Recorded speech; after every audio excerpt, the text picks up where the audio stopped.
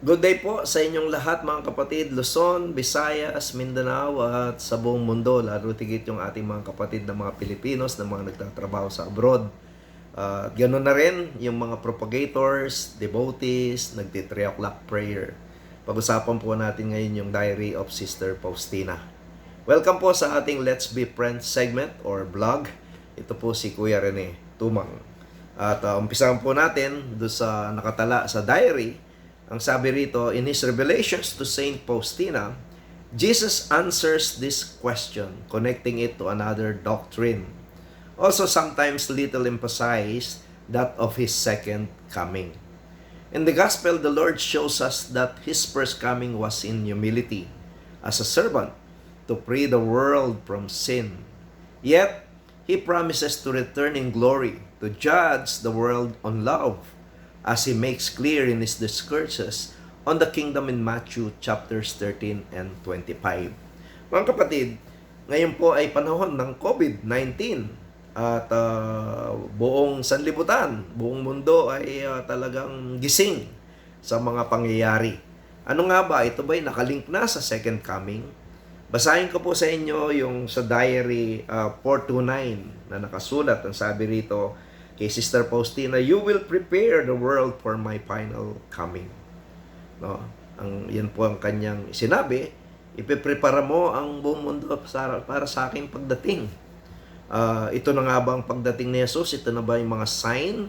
Hindi po natin alam. Kahit nga po ang anak ay hindi alam, it is only the Father who knows kung kailan yung second coming. Another one na naitala dito sa Diary 848. Ang sabi rito, speak to the world about my mercy. It is the sign for the end times. And after it will come the day of justice. While there is still time, let them have recourse to the fountain of my mercy. Ang ganda po ng nakasulat dito. Imagine na sabi niya, speak to the world about my mercy. Ito yung talagang Panginoon na talagang punong-puno ng pagmamahal sa kanyang mga anak. At sabi niya, it is the sign for the end times. After it will come the day of justice. Now, una pa rin ang mercy before justice. Ganon siya magmahal. Marahil sa atin, una yung justice, and sometimes yung mercy, it's nowhere to be found. And again, dun sa Diary 965, ang sabi rito, tell souls about this great mercy of mine. Because the awful day, the day of my justice, is near. So dito pa lang po sa tatlo, yung sa una, you will prepare the world for my final coming. And then the other one is speak to the whole world about my mercy. And this one, because the awful day, the day of my justice is near. But tell souls about my great mercy. God is really a merciful God for all of us. Ito po bang mga nangyayari ngayon sa ating kapaligiran? Yung COVID-19? Ano po ba ito? Ito po ay maaaring pagkakamali ng sangkatauhan o sabihin na natin sa China na maaaring hindi natin alam kung saan talaga nagsimula. Pero ang pinakamahalaga ngayon, ang buong mundo ngayon ay nakatigil. At dito ko nakita rin sa aking sariling pagninilay na parang ngayon lang ako sa buong buhay ko na ang sitwasyon sa buong mundo ay parang tumigil ng napakarami. At halos napakaraming mga nagdadasal. Lahat-lahat. At dito ko nakikita ng sabi ko nga, ito kaya ay pamamaraan ng Panginoon sa ating lahat para tayo magnilay. Para tingnan natin ang kahalagahan ng ating buhay. At hanggang ngayon, wala pa tayong nasusumpungan na gamot para dito.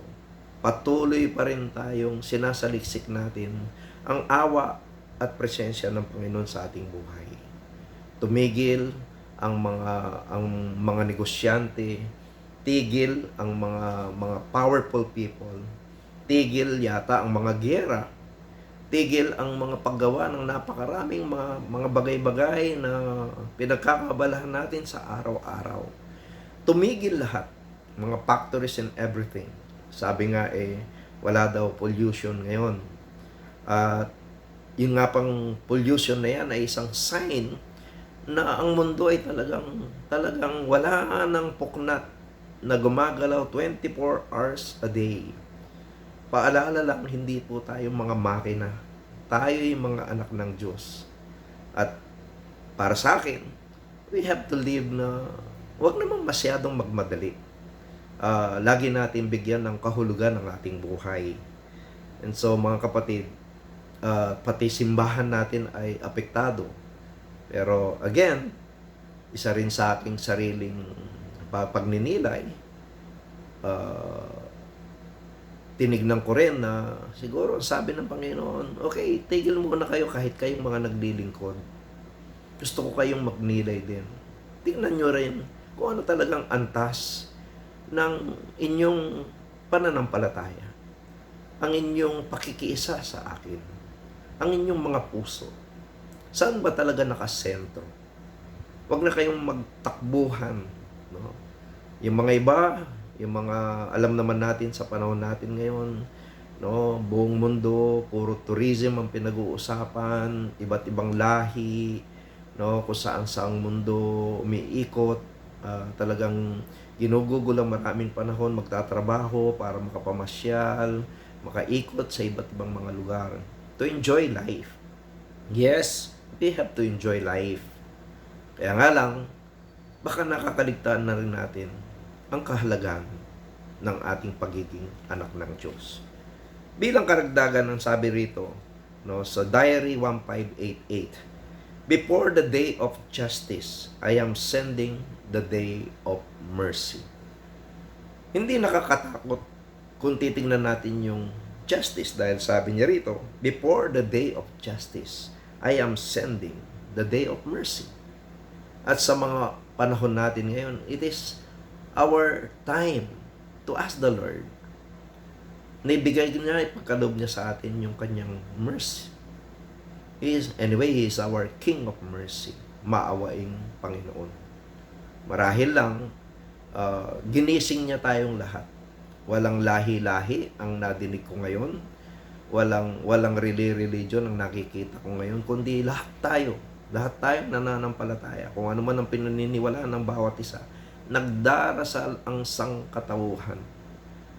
Sabi ko nga, is this a blessing, Lord? Kung tutuusin. Yes, may mga namamatay. Yes, mayroong mga takot na takot. Pero kung hindi naman mangyayari to, halos kanya-kanya pa rin ang mga tao. So again, mga kapatid, ang sabi rito sa Diary 1146, he who refuses to pass through the door of my mercy must pass through the door of my justice. He who refuses to pass through the door of my mercy must pass through the door of my justice. Hinihikayat lang tayo ng Panginoon that hindi siya after justice. He is after our salvation from the very beginning. Nung siya ay pinagkaloob niya ang kanyang buhay.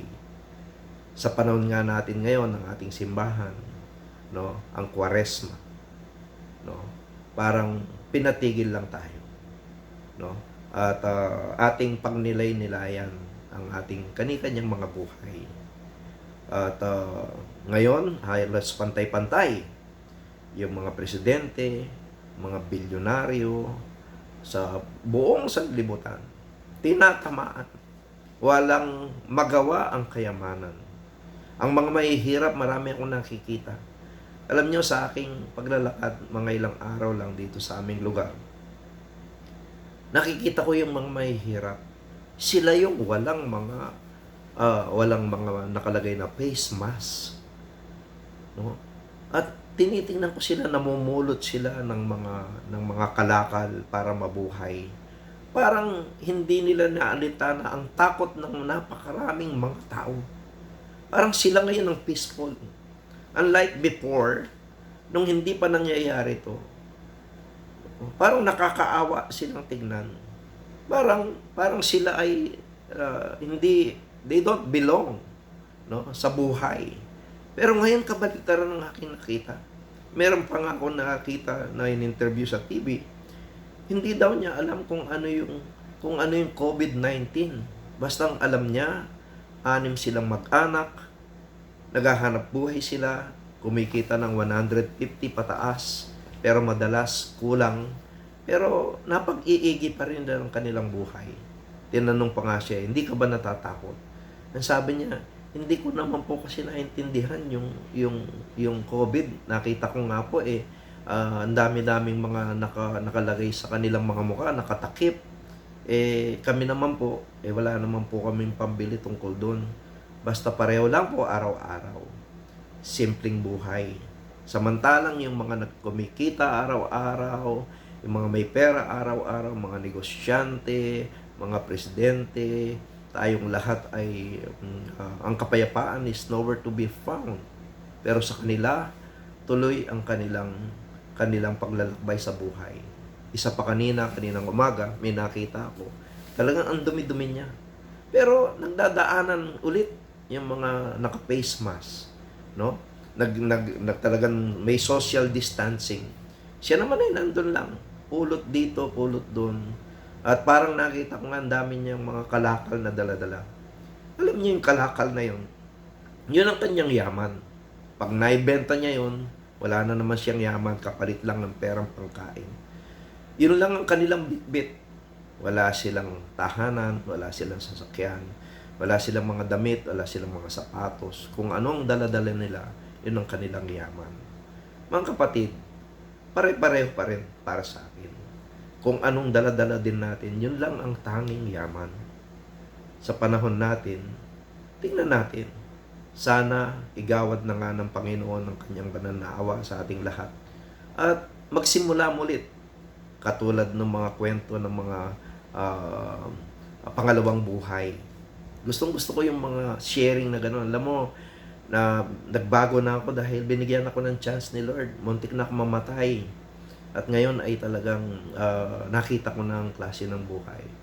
Siguro ganun din sa atin.